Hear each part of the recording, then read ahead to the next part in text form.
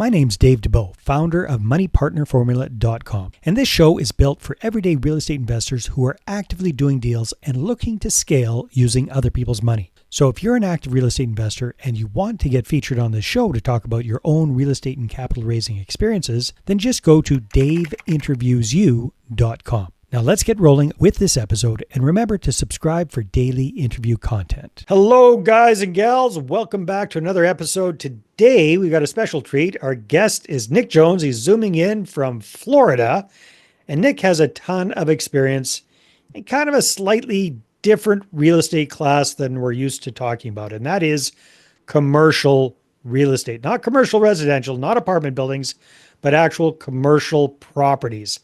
And he does a lot with them. He's all the way from ground up developments to redevelopments to buy and fix, kind of you name it when it comes to these kind of properties. Nick has done it. So Nick, plus he's the first professional wakeboarder I've ever interviewed. So welcome to the show, Nick. Thank you for having me, Dave. I'm excited to talk to you. Likewise. All right, my friend, we won't talk too much about professional wakeboarding, but let's talk about real estate. To begin with, give us a little snapshot. What does the portfolio currently look like as of the middle of 2025 when we're recording this? Yeah, sure. Our portfolio right now is about 50 properties.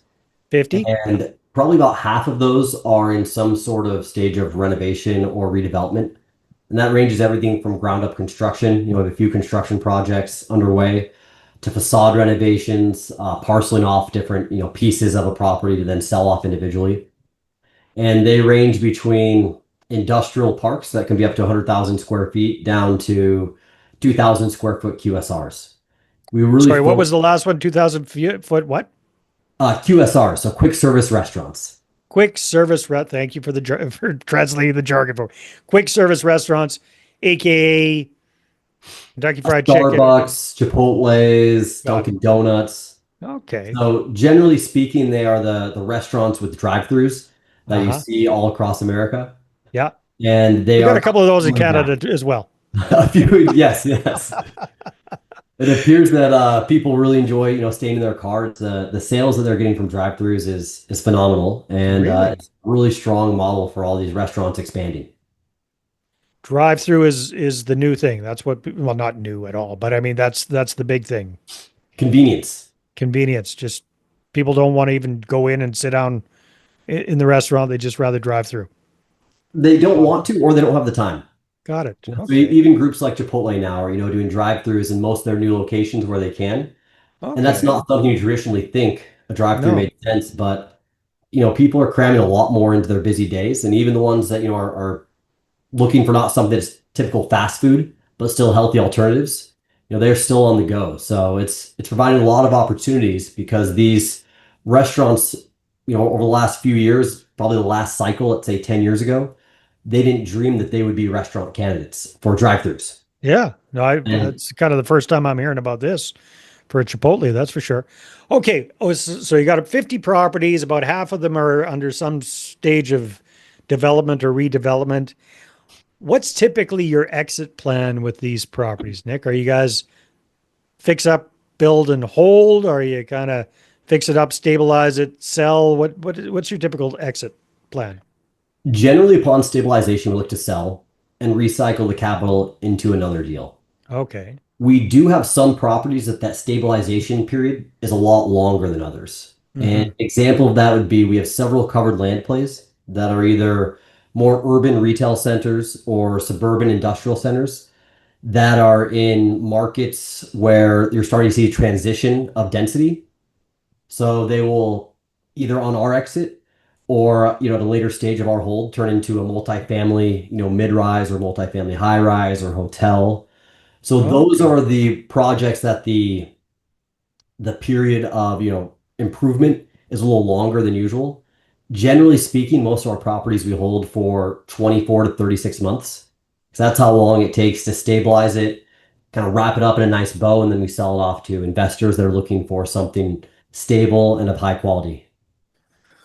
Okay, let's back up a second because I'm kind of curious about the previous one where you're basically buying a property, holding on to it, and then almost land banking for a few years until the city catches up and then you sell it off to a developer who builds a multifamily on it, or are you guys planning to do the build out yourselves? What like typically in those kind of projects, what are you thinking about? Well, when the maturation of the submarket, takes place, we'll Yeah, see where our skill set is. Right now we have a box that we like to stay in because that's really what the craft that we know, yeah, and that is retail and industrial. got it. When I started off as a broker, I was a multifamily land broker, and so I have a fascination and appreciation for multifamily developers and what they do and what they provide for the community. Yeah. So at some point in the future, if our sector of knowledge and expertise expands into that, then we would possibly look at it. If not, we would bring in a partner or sell it off, to some sort of multifamily residential expert. So these kind of properties, specifically the ones that you're probably going to turn into a multifamily or somebody well down the road, have you gotten into them with that idea in mind, or is this kind of just a byproduct of an accidental type thing once you purchase the property? It's definitely a thought going into it. So when we look Okay. at low density investments, which are generally the type of projects that we invest in, so suburban type product or single story product in an urban environment, So we, again, for folks that aren't familiar with that, what does that even mean? So paint us a picture of what kind of a, is that like a little strip mall you're talking about? Is this a standalone restaurant type location you're talking about? What are these kind of properties? so it depends on how close to the core the project is. Yeah, So the more core the project is, the higher density you can probably look at, the terminal density of it. An right, example is we have several projects in the urban core where when we acquired them, we underwrote them based on the existing buildings, the cash flow those could provide, but we also laid out efficient parking decks on them to see if we did have further density in the future, if we could have a dual stack drive aisles going up for the parking garages. right. In the more suburban areas, you look at the acreage, and so whether it be a shopping center or an industrial park, you can assess if it's large enough for a wrap construction apartment complex or surface park construction complex or apartment complex. And it may not be something that's, in the next 5 years.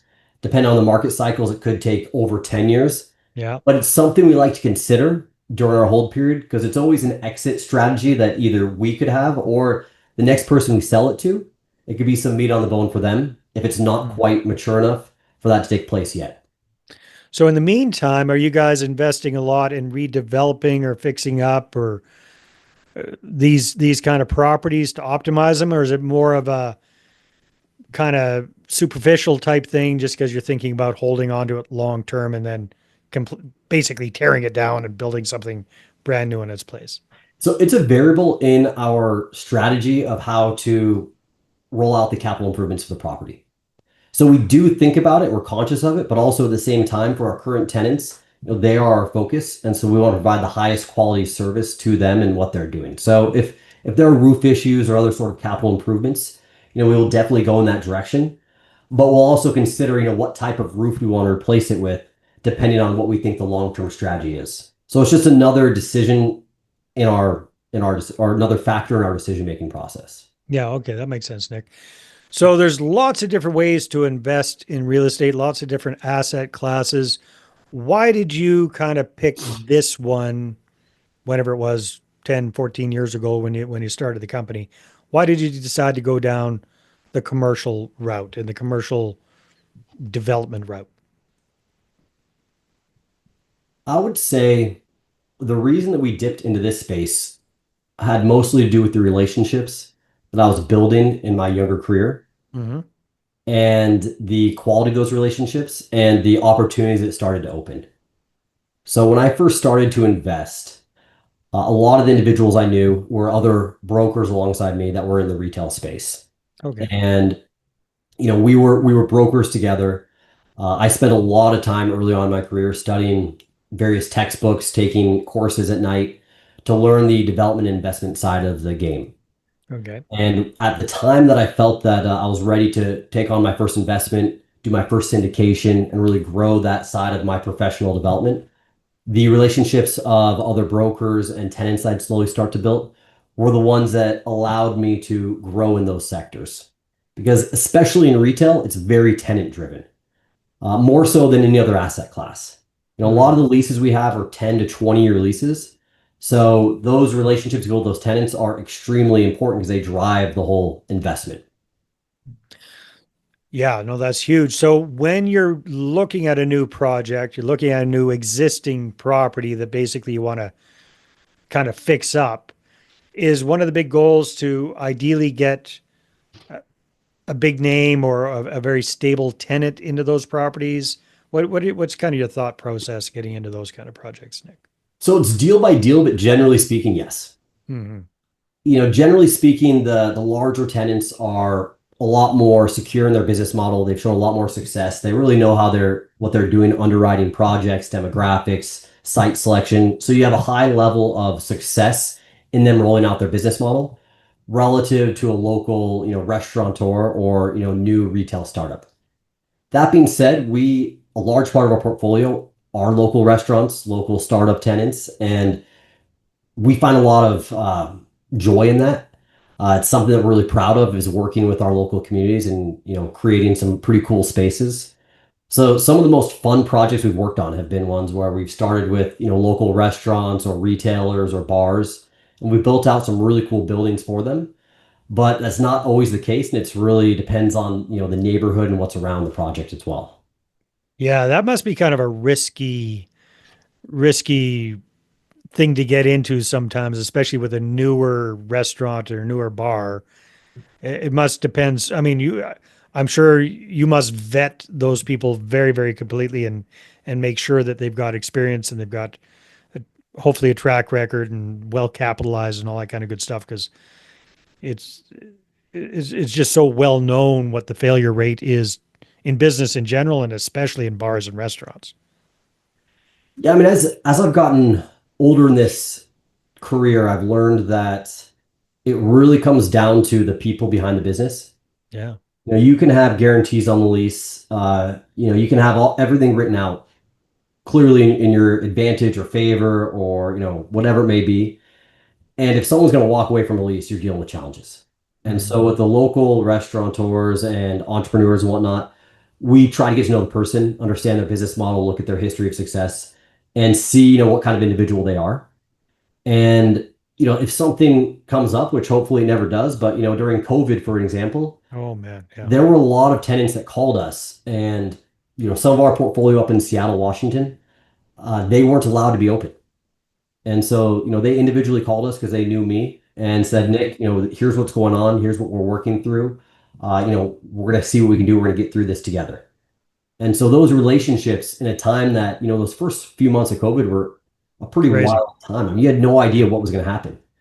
And the local tenants were calling us and they were saying, let's work on this together. And, some corporate tenants, as we all know, their attorneys were saying, hey, don't pay rent. Let's see what happens. Like the world may fall Wow. apart. And so the idea of safety kind of got flipped on its head for a moment there. Hmm. So, that's one way to look at it. It just kind of depends on a tenant by tenant basis. Okay, yeah, I appreciate you lightning me on that. That does shine a different light on it, that's for sure. Now, I imagine a large part of what you do also involves raising capital. Would that be fair to say, Nick? Yes, now we raise capital on pretty much every deal. Yeah. So when you're talking to a potential investor, especially one that has experience, let's say in apartment buildings and multifamily investing, when you compare and contrast what you guys are doing with commercial versus residential, how do you kind of show investors what the big advantages are to this class versus some others, let's say? So what we generally like about retail and industrial relative to something like multifamily is, first of all of our tenants are producing positive income from the spaces they have with us. So it is advantageous for them to continue to operate out of them because they have a net positive at the end of every month. Right. And so there's a lot of motivation for them to continue to pay the rent, to make sure the space is clean, it's nice, to upgrade the buildings as they see fit. Because the better they treat the building, the better they will do as a business. And that's really their end objective. I mean, we're just a platform for them to thrive as a business. Right. And a lot of times with these tenants, we build relationships to where we do multiple locations with them. And residential, you don't really see that. People generally live in one location. Yeah. Where a lot of our growth and success has been with relationships we've built with tenants, where they trust that we can move quickly, we're going to do what we say, we're going to be able to build or renovate the building on time, on budget, and then they'll say, let's expand, across the state or go into other, states with them. And so it's provided a real good opportunity as us as like, partners together, because they know that we have to make money doing what we do, and we also have to do it in a way that they make money as well. So those are kind of the easier ways that I see really growing within our space. Yeah. In the industrial side of things, it's really fascinating because you have a lot of, smaller tenants that work out of these, small bay spaces. And it just seems like it's more of, the backbone of kind of American growth. I mean, Yeah. you see a lot of tenants coming through, and it's really exciting to see the types of small businesses that are growing. And sometimes they'll grow within your park. And so it's exciting to see that these businesses as they grow. Now, do you also kind of explain? I don't know. I would imagine a lot of your properties are triple net when it comes to the leases. Would that be fair to say? Majority of them are triple net, yes. Yeah. So then you can explain that big advantage versus traditional residential as well, right? So that, Yeah, we're definitely hedged against insurance increases, property tax increases, increases in expenses just due to inflation. yeah. So that's a large benefit for us. I will say though, I mean, we are constantly looking at different strategies to whether it be package up our insurance portfolio wide, or looking at protesting our taxes and whatnot. Because at the end of the day, it still does pass back to our tenants. Mhm. So they have to absorb those increases as well. Yeah. But it does protect us against anything large that happens. But we're very conscious of those CAM rates, because, like I said, I mean, we look at it as a partnership with our tenants. But for our investors, that's nice because it produces more of a consistent cash flow. Our base rent is usually drafted out in the lease. A lot of times it's set, with annual increases or increases every few years over a 10 or 15-year period. So it makes it really consistent on the type of cash flows you'll get and projecting out what it's going to look like over the next few years. Yeah. I'm sure that investors enjoy learning about that. That's for sure. So as we're wrapping up our conversation here, Nick, what are your plans for the rest of this year and going into the next year? Yeah, Dave, we have a lot of projects that we have under contract that we'll continue to work on. Last year we closed on 15 deals that we are either renovating or developing right now. This year we've closed on 5 and we have 5 more roughly under contract. So we're continuing to find really strong opportunities, mostly off market industrial parks, retail strip centers we're renovating. So we just plan on continuing to grow our relationships with our tenants, with the brokers we work with, and continue to provide strong returns for our investors. Awesome. Well, I wish you the best of luck, Nick. And if people want to reach out and connect with you, where's the best place for them to go? Best place for people to reach out to me is on our website, which is www.alakai, ALAKAI capital.com. So that's alakai-capital.com. And you'll see the contact us page, the invest with us button if you want to talk to us about any one of our syndicated deals. Fantastic. Just out of curiosity, where does Alakai come from? Alakai is the Hawaiian word for the village leader or the village guide.